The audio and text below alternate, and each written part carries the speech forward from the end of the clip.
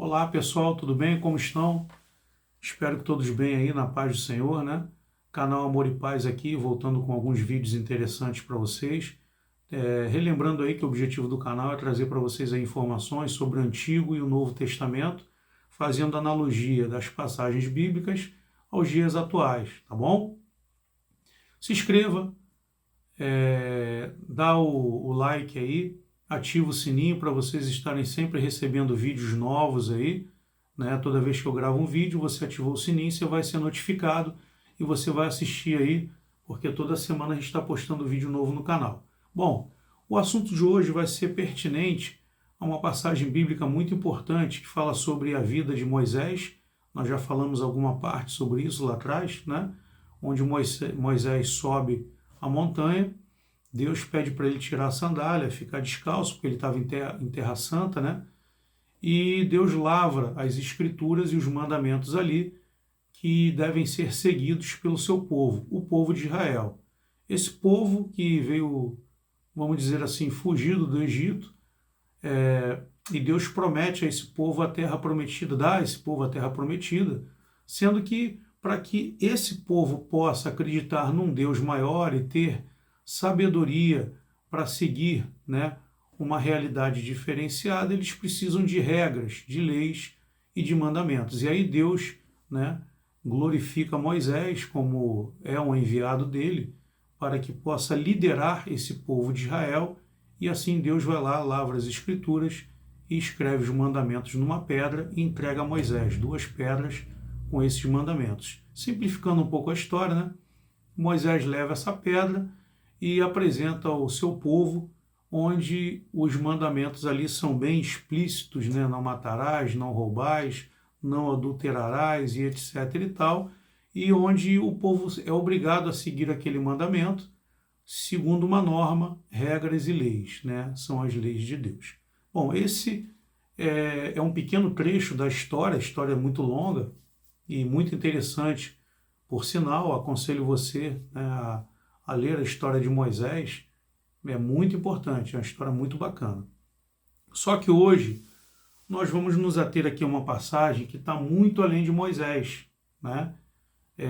Onde essas leis foram guardadas, de que forma foram guardadas, essas pedras que foram dadas a Moisés, como é que ela foi sobrevivendo ao longo do tempo, aonde foram colocadas e etc e tal. Isso aí já é uma outra história, numa outra passagem, onde foi criada uma arca, e aí todo mundo já sabe aí, né, que tem até filmes que falam sobre isso, do Indiana Jones, né, a Arca da Aliança, né?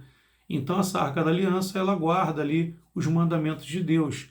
E essa arca transitou, né, muito tempo sobre aquele território ali, né, Síria, né, Israel, e aí no final ela chega a Jerusalém também, né, e essa arca ela é transportada por muitos por vários lugares.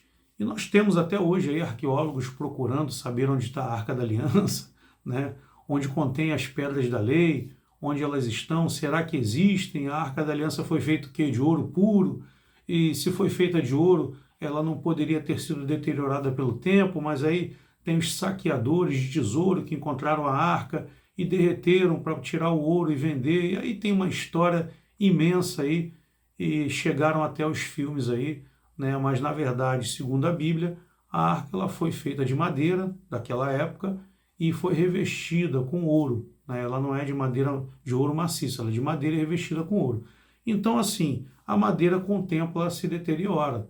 E aí as pedras, os mandamentos, as leis, elas teoricamente não se deteriorariam, né, por conta de serem de pedra. E aí muitos arqueólogos até hoje estão em busca, uns dizem que está em determinados lugares, né, já chegou até o ponto de dizerem que esses mandamentos de Deus estão na Etiópia, outros falam que está na Índia, e outros dizem que está em Jerusalém, e por aí vai. Então, assim, eu não vou entrar em mérito aqui arqueológico, porque não é a minha área, né? Eu não sou arqueólogo, né? Gosto, mas não sou, né?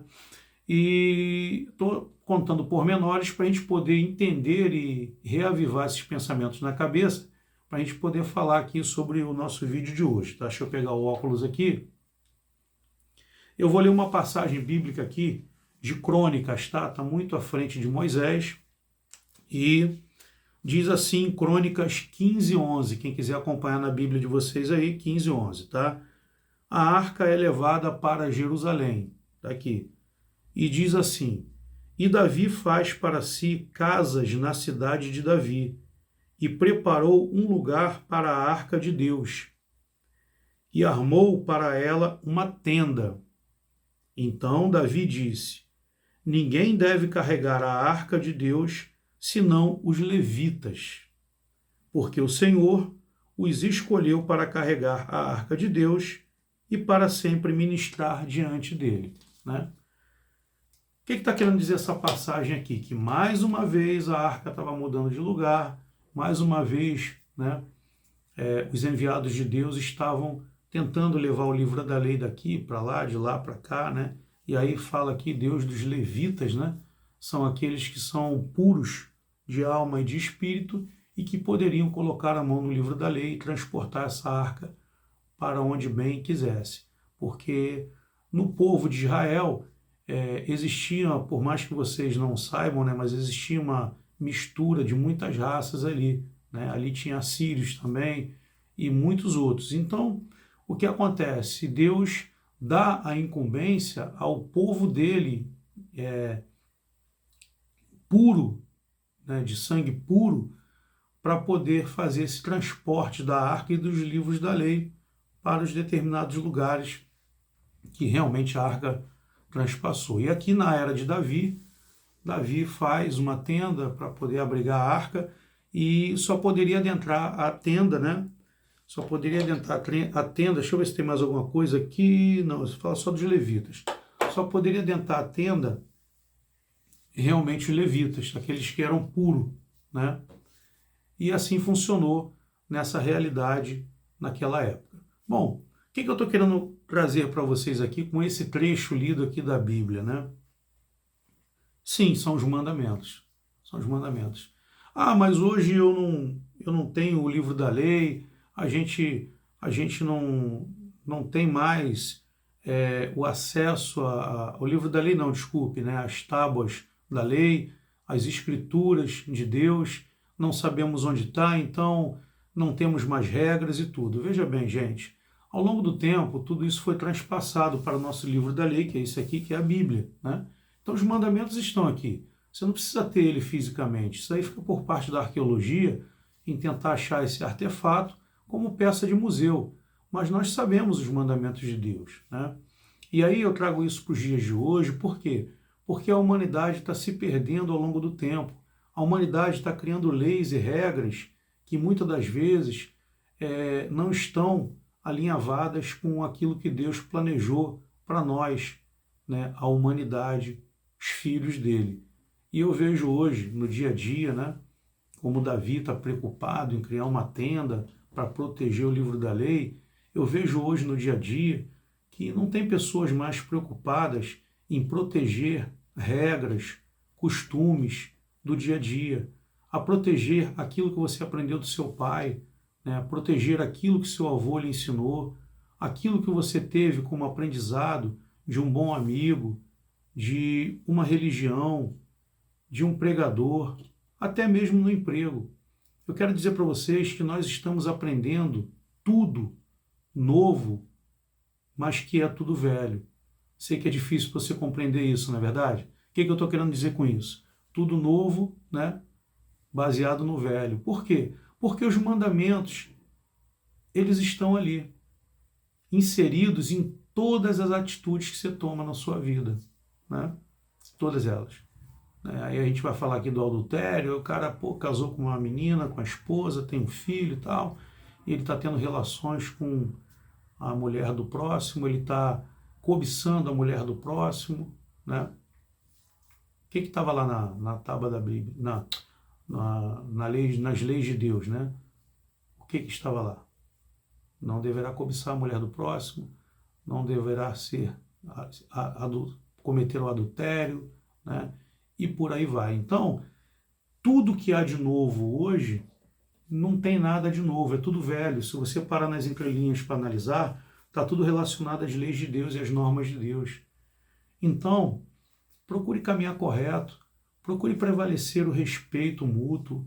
Poxa, você que está aí dentro da tua casa, casou com a tua esposa, poxa, cara, se você casou com ela, se você está apaixonado por ela, se ela é a pessoa que é a razão da sua vida, honre isso, honre os mandamentos de Deus, honre a sua família, honre o seu filho, porque o maior ensinamento que você pode deixar para o seu filho são os seus exemplos.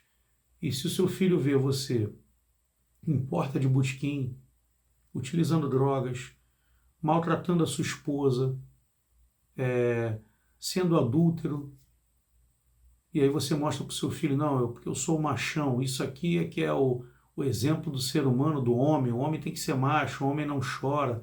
E o teu filho cresce acreditando nessas normas todinhas. E aí o que vai acontecer? Não que ele vá prevalecer isso pro resto da vida dele, mas vai chegar uma hora na vida dele que ele vai confrontar as informações que ele teve de você como pai com a informação da vida, do mundo. E ele vai perceber que, caramba, o meu pai não era aquele herói que eu acreditava. Isso é uma grande decepção. E quando ainda teu pai ainda está vivo, você ainda pode tentar ajudá-lo a corrigir esse nível de pensamento. E quando ele já se foi, fica uma frustração tão grande que você acha assim, caramba, eu poderia ter ajudado e não ajudei. Então, o que eu estou dizendo? Nós temos que ter muito cuidado. Por que que Deus criou a família? Vamos lá, vamos falar sobre isso aqui. Por que que Deus criou o homem, a mulher, criou o filho, criou a família? Ele criou o homem, a mulher, criou o filho e criou a família simplesmente porque ele sabia que o ser humano não é capaz de amar a qualquer um de qualquer forma. Ele sabia que ele precisava de uma pessoa para ter uma relação com outra, para que essa relação fosse uma chave de acoplamento, onde você pudesse ali ensaiar e aprender a amar ao próximo, né? Ali você está desenvolvendo o amor. E o amor começa a ser desenvolvido dentro da sua casa. Porque se você não consegue amar a sua esposa, se você não consegue amar o seu pai, a sua mãe, o seu filho, como é que você pode falar de amor ao próximo no dia a dia, né? Na convivência com seus amigos, no trabalho? Aí seria uma grande hipocrisia, né? É uma grande hipocrisia. Você falar de amor, não, tem que fazer o bem e tudo, e em casa você está batendo na sua esposa, em casa você, mulher, está maltratando o seu marido, né? A mulher está saindo para trabalhar e está tendo relações sexuais com um amigo do trabalho, e vice-versa, o homem também fazendo com a mulher. Não estou aqui para defender mulher nem o homem, estou falando do ser humano de um modo geral, né? Ambos praticando coisas erradas. E aí vem aquela pergunta máxima que está lá no livro da lei. Então, para que casou? Vocês estão me entendendo? Você casa para arrumar problema, já que você quer viver uma vida liberal, aberta, de bebedeira, de curtição, de noitada, abra mão do seu casamento. Eu sei que é ruim falar isso, perante as leis de Deus isso não é correto, mas é melhor você separar do que você ficar vivendo na promiscuidade.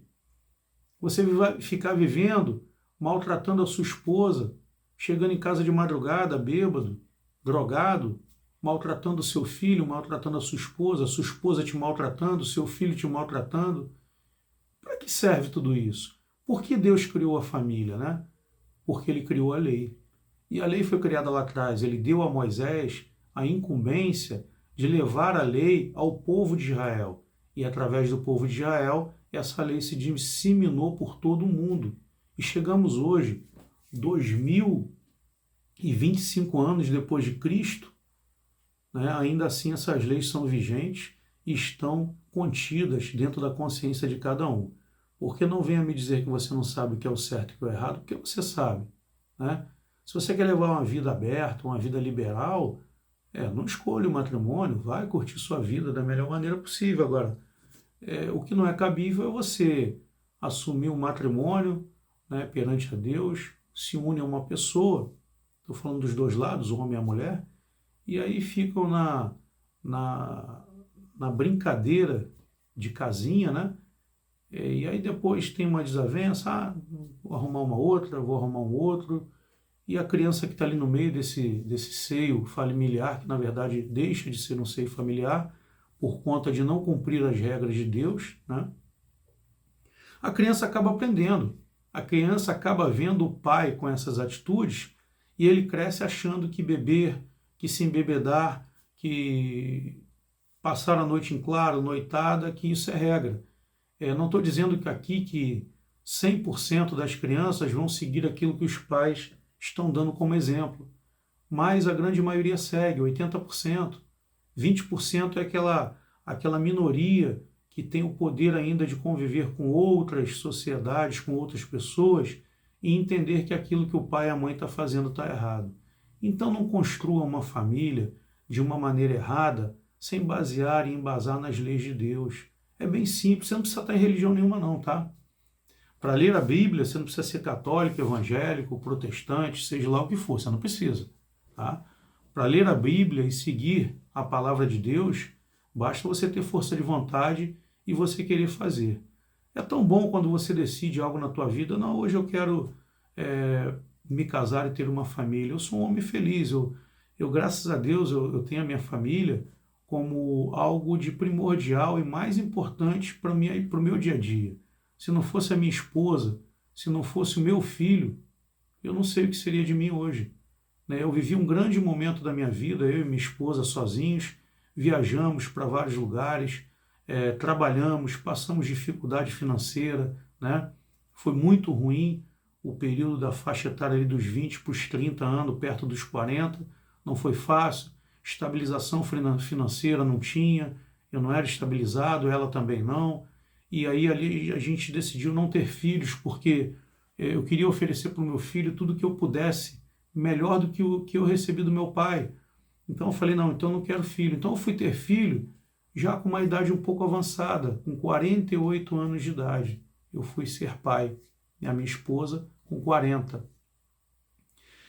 E olha, eu sou um homem realizado, um homem feliz, muito alegre e contente, porque o meu filho trouxe algo para dentro do nosso seio familiar que eu não esperava.